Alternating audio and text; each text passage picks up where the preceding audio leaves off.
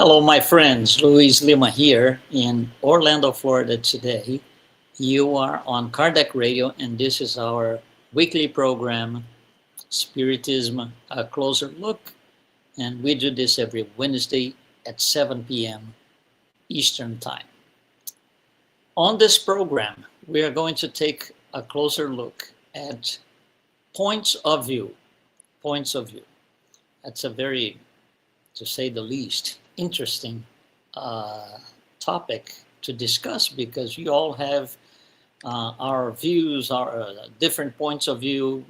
So it might be complicated at times.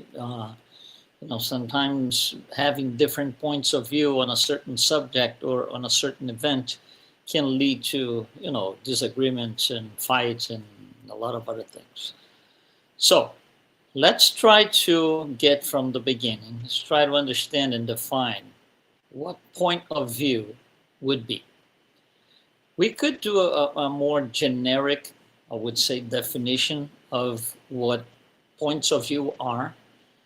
So I would say it's the attitude and maybe the position or an attitude from which a person observes and interprets, and why not judge reality. That's a point of view. So we look at a certain thing, we observe, we interpret, and we make a judgment on it. Our point of view for each one of us is shaped by our previous experiences, our beliefs, our belief system, for example, our values, our emotions, family culture, education, and most of all, moral development. So all of these things, they're not all, but they're some of them, all these things that I mentioned will contribute to the way that I observe, interpret, and judge reality. So from one person to another, the opinions might change. Reality doesn't change. What changes is the way we look at it. And we ourselves, years ago, we could have a certain look, a certain point of view on a circumstance, on a situation. And, 10 years later, 20 years later, on the same thing, we have a different point of view. Because we now have more experiences, we might have shifted values a little bit. We are inserted into culture. We are more educated. Maybe we are more morally developed. All of these things will matter. So two people can witness the same event at the same time and interpret in completely different ways.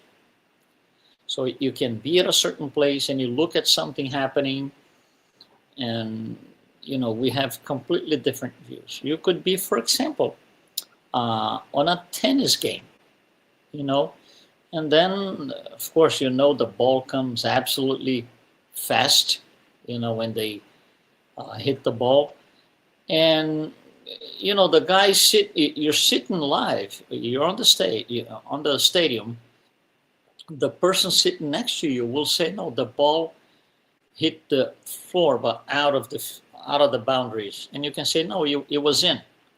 So you're side by side looking at the same thing at the same time. So we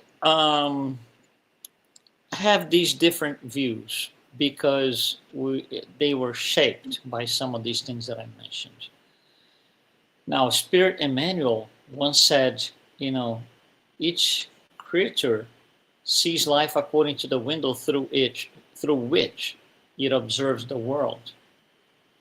And that's exactly what it is. So, the differences of opinion exist, but they should not be seen as obstacles. They should be seen as opportunity for growth, to improve tolerance. All these things. It should be seen as something positive, that will help us along the way, not as a problem.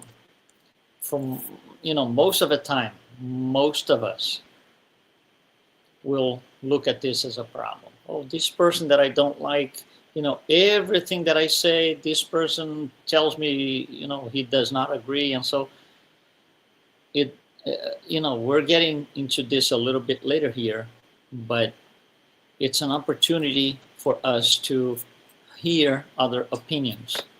And there's a value in that, to say the least. Oh, there is another opinion. Otherwise, we would be so close, so, inside our own castle, that we wouldn't be able to see any of that. So, Spiritism teaches us that as immortal spirits, we are in the process of evolution. Our points of view change as we evolve. So those who are,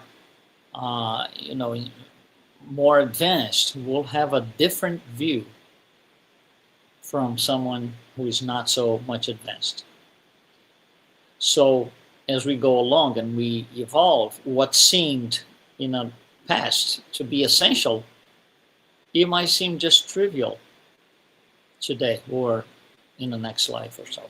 So our point of view, actually, from the Spiritist perspective, it reflects where we are on the path to spiritual maturity.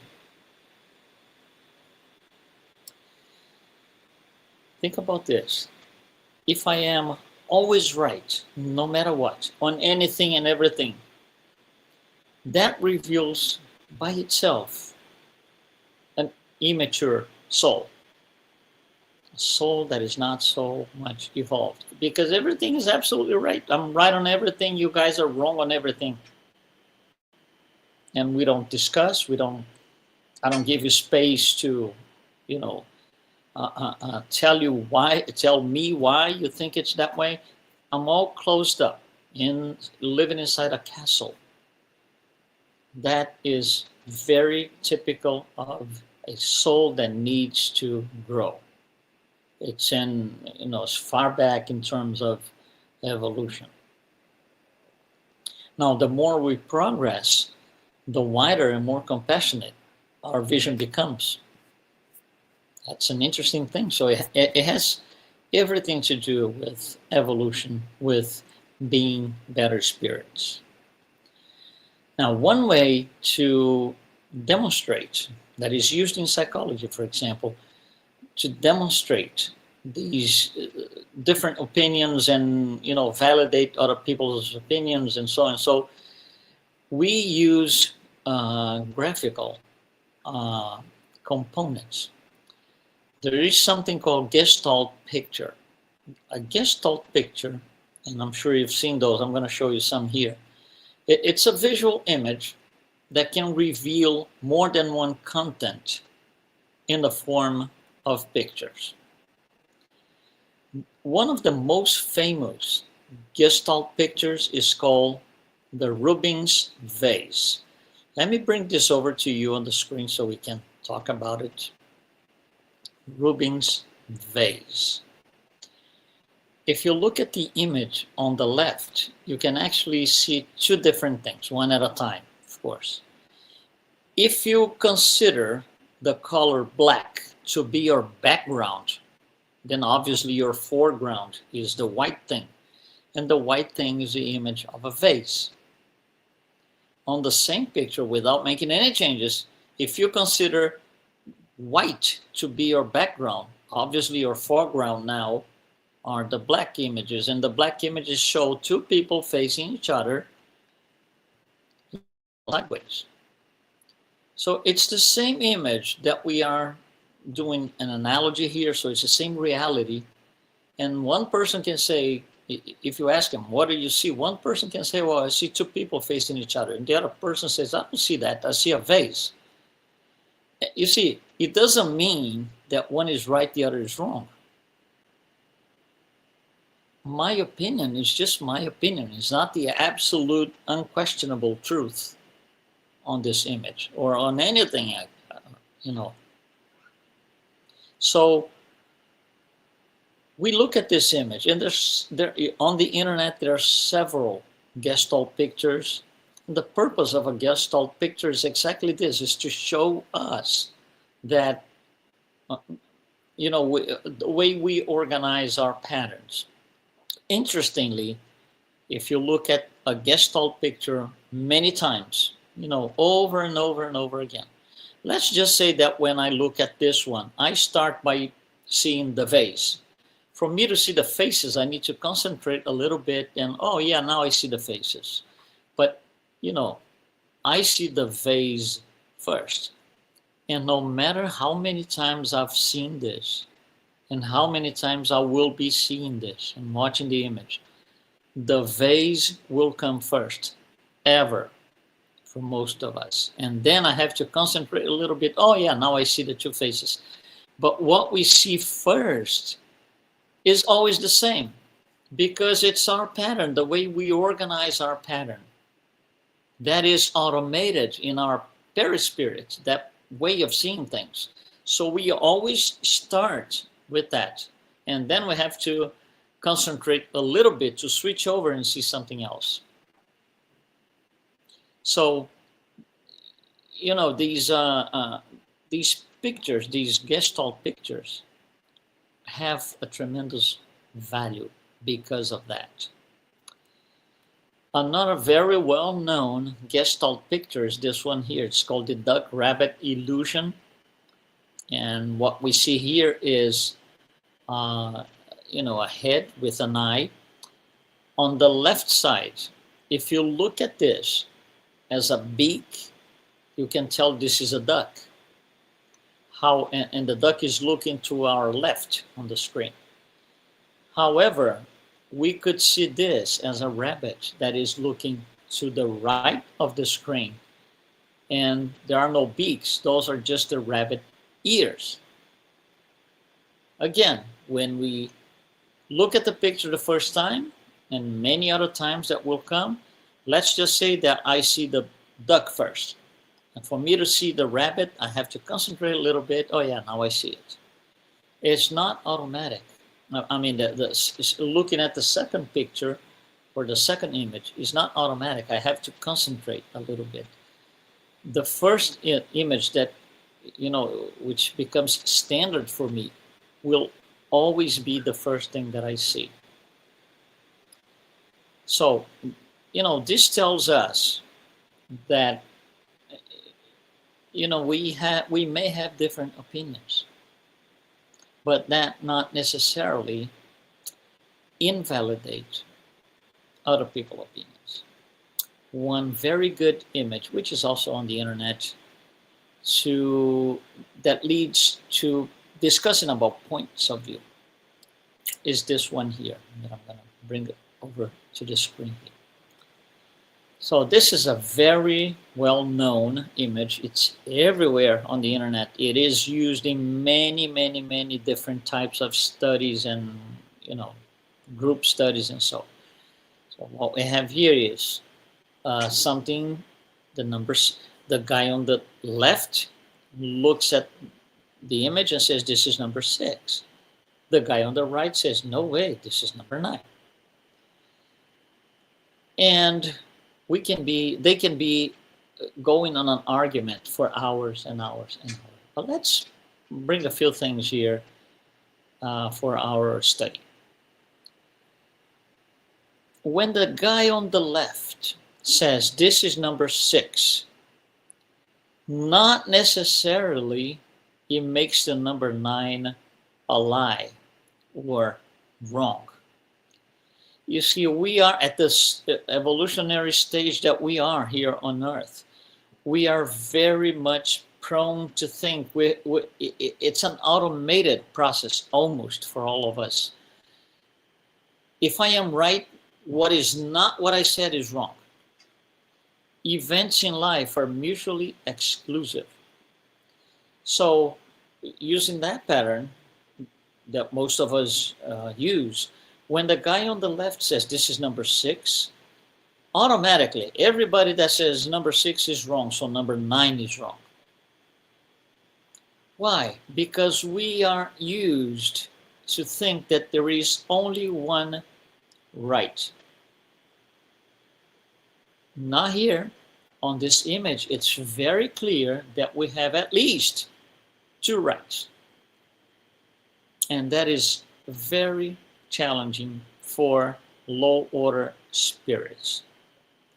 Most of us here on earth are low order spirits, imperfect spirits, and that's why we are here on this planet. The planet houses low order spirits in need for, evolution, spiritual evolution, to acquire more maturity.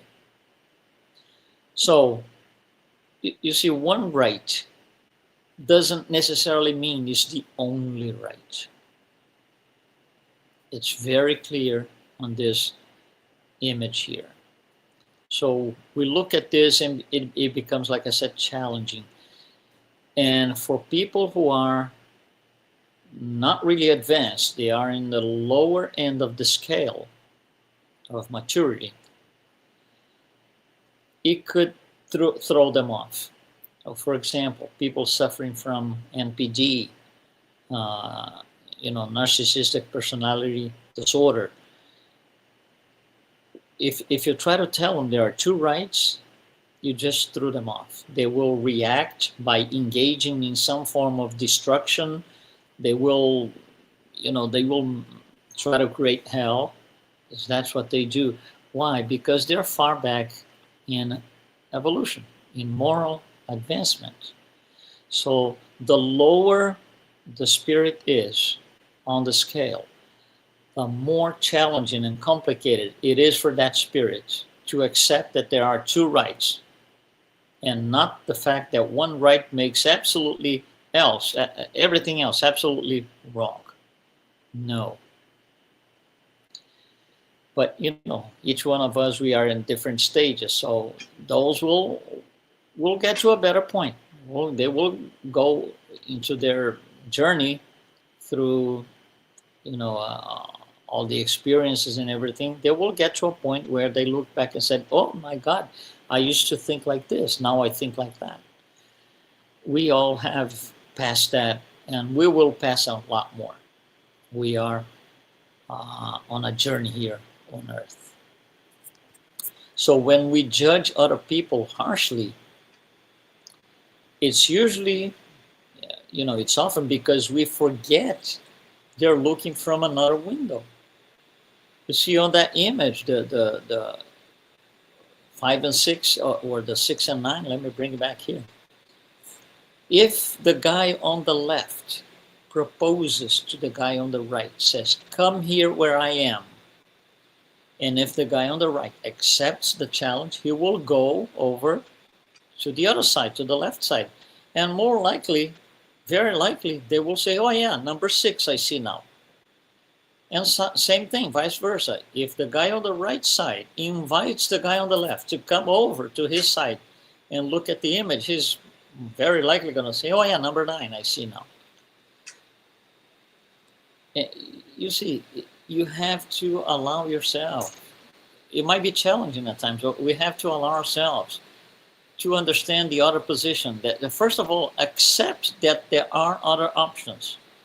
We do not carry the truth with us, not even close. In this case, it's very, very objective to demonstrate that. None of the two guys are wrong. However, none of them have the absolutely truth. Now imagine that the guy on the left side calls the guy on the right side and says, "Come here, stay with me by my side." So now both of them will be on the left, and they will not disagree, because they're both going to say, "I see number 6, we see number 6. And same if the guy on the right side proposes to the guy on the left, "Come over to my side."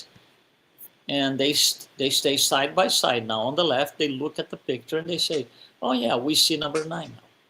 So that's an interesting thing. You see, if you are on opposite sides, you tend to think that one is right, the other is wrong. When they're both on the same side, they see the same thing.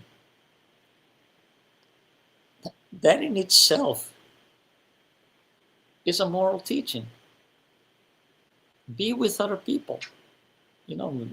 Use the opportunity that we are having here on earth, incarnated spirits, to be friendly with other people, to live with other people, instead of trying to go different ways all the time and everybody's wrong and I'm the only one right, and so and so and so and so. So, if we, like I said, we all have our fears, our limitations, our struggles, but that does not prevent us from understanding the other side before engaging in, harsh arguments and things that we shouldn't be saying and doing. Why not try to understand the other side? Why not listen to them? Maybe they have something to say that will be interesting, but to say the least is new learning for me. Because, I had never thought about this particular thing. This person has a different view that I have. I still believe I'm okay. I'm right. But I heard something different. Let's reflect about it. It opens the door for more knowledge, and knowledge is absolutely everything. So Spiritism invites us to see beyond the appearances. For example, a difficult relative or family member. It might just be a spirit who may have walked with us through many incarnations. And we haven't still been able to be side by side looking at the same thing. For example, a painful experience of any form. It might be a lesson, it could be a divine lesson for our improvement rather than punishment. You see, Spiritism itself invites us to go to the other side. For example, an apparent injustice. You look at something, this is unjust. It might be a momentary scene or a momentary event in a long play of reincarnation. And when we look at that as something, as a spotted view on that, we don't get the whole picture. So we have the impression this is not just. But there are other things to consider. So Spiritism invites us, it's more or less like this. We could be, Spiritism is this portal over here. Okay? On this side of the portal, we are incarnated. When we die, we discarnate, we go to the other side. What we see from here, our views, the perspective that we have from here is not the same as we would have from here. However, I cannot be here now because I'm incarnated, so I'm here until I die. Spiritism teaches us to, even being here, go over in spirit to the other side to see how things are from the other side. So from this side, fighting and disagreement and just being violent and so might make sense. I want to kill this person because of this and that and that. When you come over as a spirit, because you can't leave here, go there and come back. So as a spirit, when you come here, you have a different view. Well, if I kill, I'm going to have to go over a series of difficulties, problems, and trouble is going to be a lot worse. So, let me give up on that. So Spiritism is this portal that gives us the two views, being in one of the sides only, but we have visibility from both sides. So Spiritism itself is this great tool that will give me, a multi-view of things, of life. Things will make more sense when we embrace Spiritism. So when we have facing some conflict, I could very well ask, okay, I'm in the middle of a conflict. What might the other person be feeling right now? We don't know, because I might be, say, angry because of that conflict, but the person might not be angry.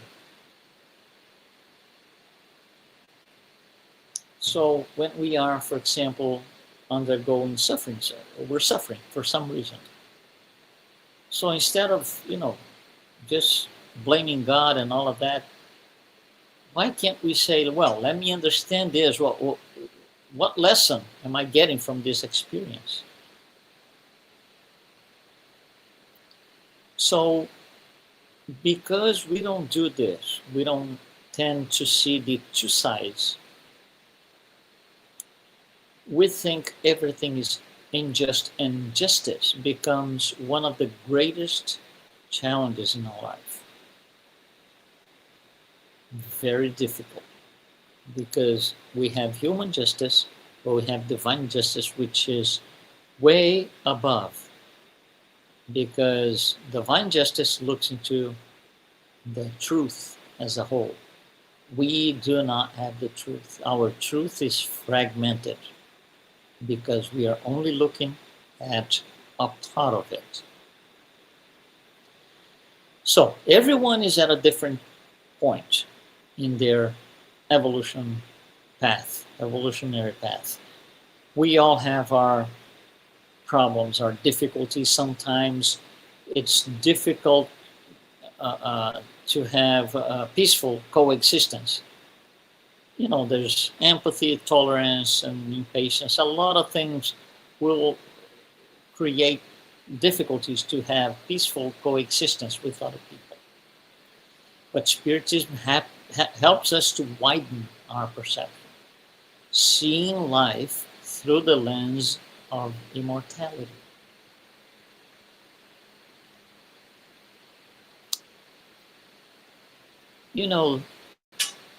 The point of view being the mental and spiritual lenses that we use to perceive life and reality, it's different for everyone. However, look at this. On this planet, we are all incarnated, but we all come from different levels of evolution. We have people here, they are very low order spirits. They're incarnated with us. And other spirits are highly evolved spirits. And everything in between. And we are all here at the same time. And what would be the purpose? So we can learn everything from all the other levels of evolution. That's why living alone makes no sense. Going to the desert island and just living alone, eating coconut every day, it doesn't make sense, because it will not help us to expand our consciousness. What makes it happen is our interaction with other people, experiences that we have. So we can move from a self-centered judgment, towards divine understanding. Well, I wanted to thank you for being with us tonight. Thank you very much. And again, we do this program, Spiritism, A Closer Look, right here on Kardec Radio, every Wednesday at 7 p.m. Eastern Time. Thanks so much, and we'll see you next week.